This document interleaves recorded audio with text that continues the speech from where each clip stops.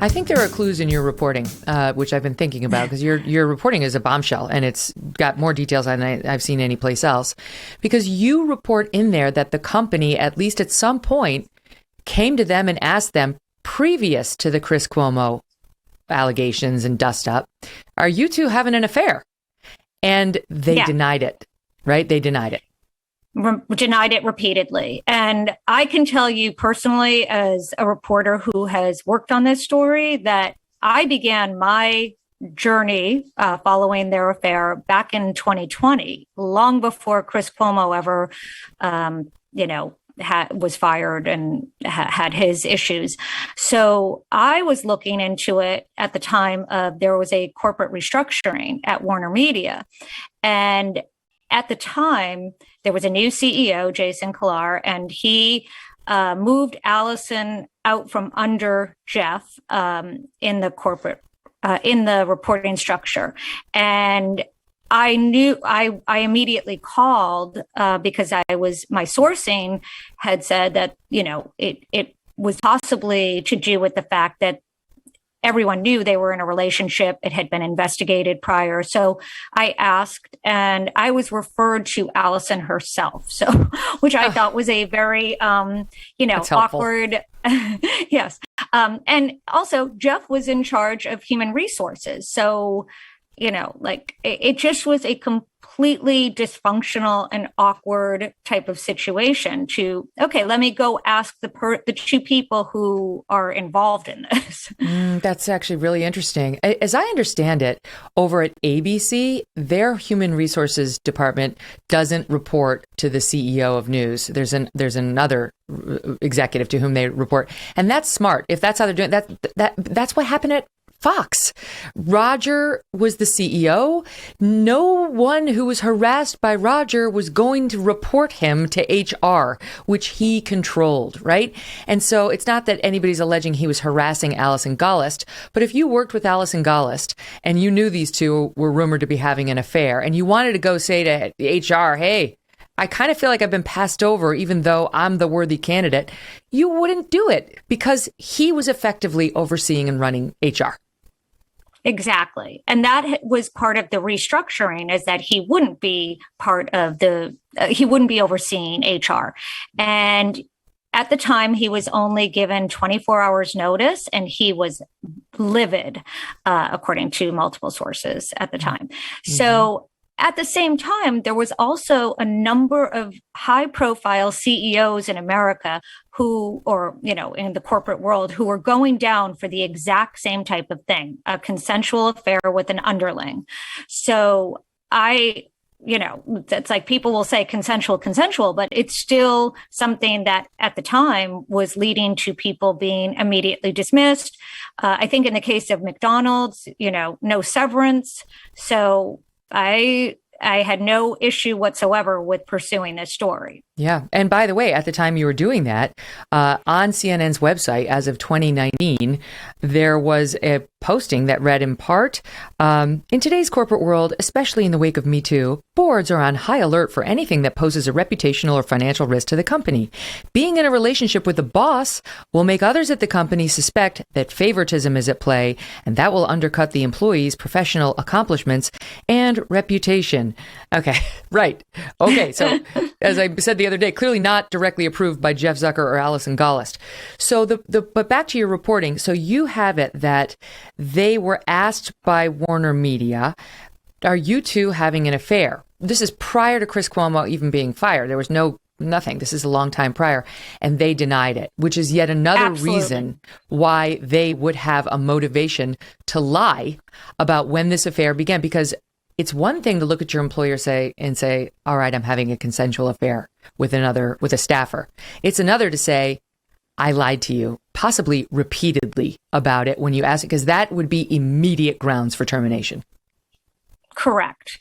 However, even in my reporting, I have that they were asked during COVID and prior to Chris's firing. Yes. So they had, even then, if they said no, then they lied, right? So it's like, I don't know. I think there's a reason they're pushing the timeline specifically to COVID. It's one of the oddest things about their statements, because if it's not true, there's no reason to mention it. You're just digging a bit deeper hole. But if it's not true and you're already on record with your employer once, twice or more saying no, no, no, no, no, and that time period at all was pre-COVID, then it sort of is your way out. You're thinking, okay, those denials were pre-COVID. I'm going to say it happened after COVID and try to draw the timeline a bit later. This is speculation, but your reporting is that it absolutely began prior to COVID and that their statements are a lie. Yeah, 2 decades before COVID. Jesus, it's amazing that it remained a secret sort of for so long. Okay, so now there's an investigation. So now we get to Chris Cuomo. And Chris Cuomo buddies up with his brother. He violates the CNN policy with Jeff Zucker's blessing and puts his brother Andrew on the air when Andrew's becoming a star doing his daily press conferences during COVID. And this piece of your reporting is probably the most important piece. I mean, it's like all well and good. People have affairs, whatever. It was inappropriate. But this really cuts to what's going on here. What you've shown is that you're reporting that Jeff Zucker and Allison Gollust were far more involved in booking Andrew Cuomo, massaging Andrew Cuomo, and helping Andrew Cuomo than people knew. Yes. And so if you have a problem internally with what Chris Cuomo did, you're going to have to also have a problem with what Jeff and Allison did, because it's essentially the same.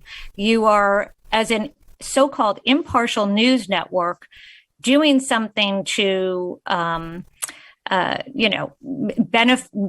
help a politician, which is, not kosher. It's not kosher if it's at Fox. It's not kosher if it's at CNN, wherever. It's like, this is exactly what news organizations are not supposed to do, no matter how great the ratings are. Right. So what specifically were they doing, according to your sources?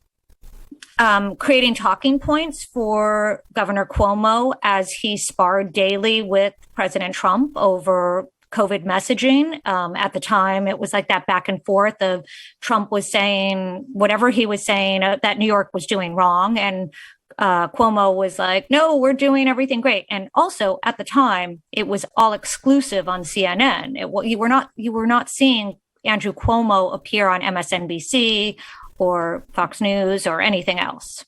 Right. Well, that's important because I can add to this today because I've been on the phone all morning trying to shore up a couple of things. And what I'm told is that the reason Andrew Cuomo was having the pressers at 11:30 in the morning is because that was best for CNN's schedule. And Jeff Zucker and Allison Gollust had coordinated with him to arrange it, had coached him on what to say, had given him one-liners, and had actually made very clear to him if he went on another show or another network, that was going to be very bad for him. It was going to be very bad for CNN. It was going to be bad for Chris Cuomo.